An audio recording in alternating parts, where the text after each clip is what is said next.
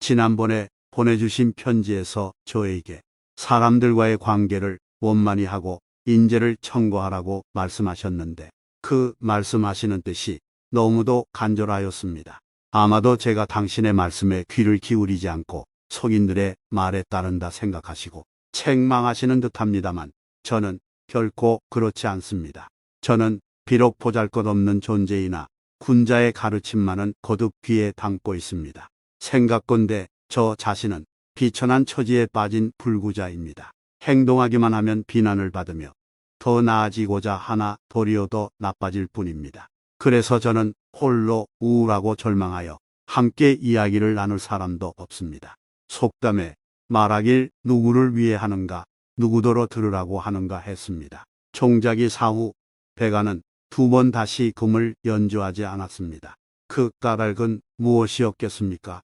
선비는 자신을 알아주는 사람을 위하여 행동하고 여자는 자기를 기쁘게 해주는 사람을 위하여 화장하는 것입니다. 그러나 저와 같은 사람은 신체가 이미 망가졌으니 아무리 수우나 화씨의 구슬과 같은 재능이 있고 행동은 허유패기와 같이 개결하다 할지라도 끝내 영예를 얻지 못할 것입니다.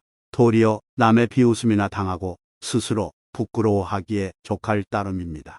귀하의 편지에 대해 마땅히 답을 올려야 했지만 마침 황제를 쫓아 동쪽 지방을 다녀왔으며 또 제 개인적인 일에 쫓겼습니다. 만나뵌 지가 오래되지는 않았지만 너무 바빠서 저의 속마음을 아랠 수 있는 틈이 잠시도 없었습니다. 지금 소경께서는 불식의 죄를 안고 계시는데 만 1개월이 지나 형을 집행하는 12월이 임박하였습니다. 저는 또 천자를 쫓아옹으로 가지 않으면 안 됩니다. 혹시라도 갑자기 당신께서 차마 말 못할 일을 당하시고 저는 끝내 저의 분을 가까운 사람에게 말할 수도 없게 된다면 당신의 혼백은 영원히 가고 저의 한은 끝이 없을 것입니다. 저의 고루한 생각을 대략이나마 말씀드리고자 하며 오랫동안 답장 올리지 못한 것을 허물치 말아주시면 다행이겠습니다.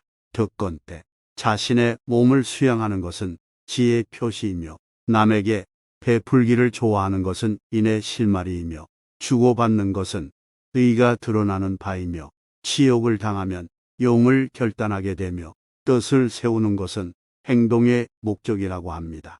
선비는 이 5을 갖춘 후에야 세상에 몸을 위탁하고 군자 대열에 설 수 있을 것입니다. 그러므로 이를 탐내는 것보다 더 참혹한 화는 없으며 마음을 상하는 것보다 더 고통스러운 슬픔은 없고 선영을 욕되이 하는 것보다 더 추한 행동은 없으며 궁령을 받는 것보다 더 큰 치욕은 없습니다. 형을 받고 살아남은 사람을 비교하고 헤아린 바는 없으나 한 세대에만 있었던 게 아니라 오래 전부터 있어 왔습니다. 옛날 위령공이 황관인 옹고와 수레를 함께 탔기 때문에 공자는 그곳을 떠나 진으로 갔습니다. 상황이 경감의 주선을 받아 군주를 아련하자 조량이 한심하게 여겼습니다. 조담이 군주의 수레를 함께 타자 원사 안색이 변하였습니다.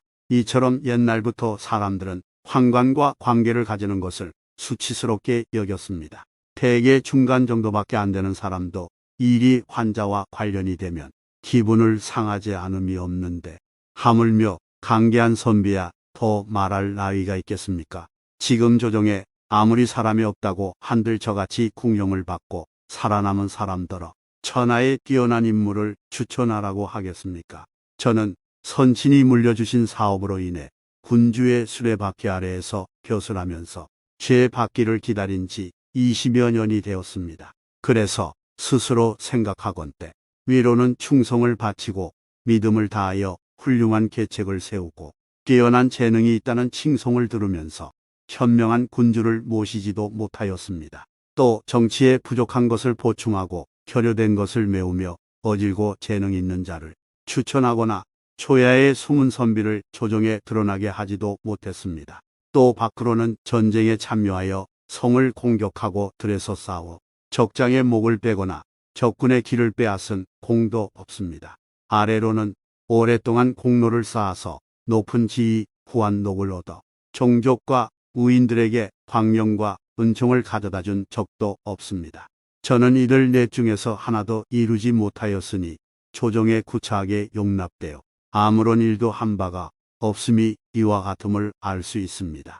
이전에 저는 외람되이 하대부의 계열에 끼어 외정에서 말단 의론에 참가하였습니다.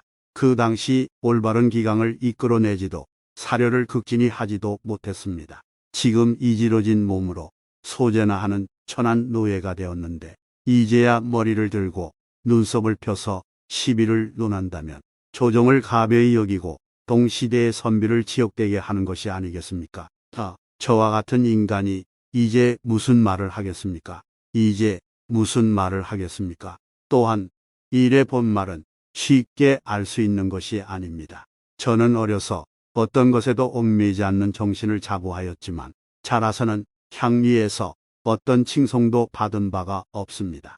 그러나 요행이 주상께서 선친의 연고로 저의 얕은 재주나마 받들어 궁궐 안을 드나들 수 있게 해주셨습니다. 그릇을 머리에 낀 사람은 하늘을 볼 수 없듯 한 마음으로 직무를 수행하는 사람은 인사를 닦을 겨를이 없다고 생각했습니다.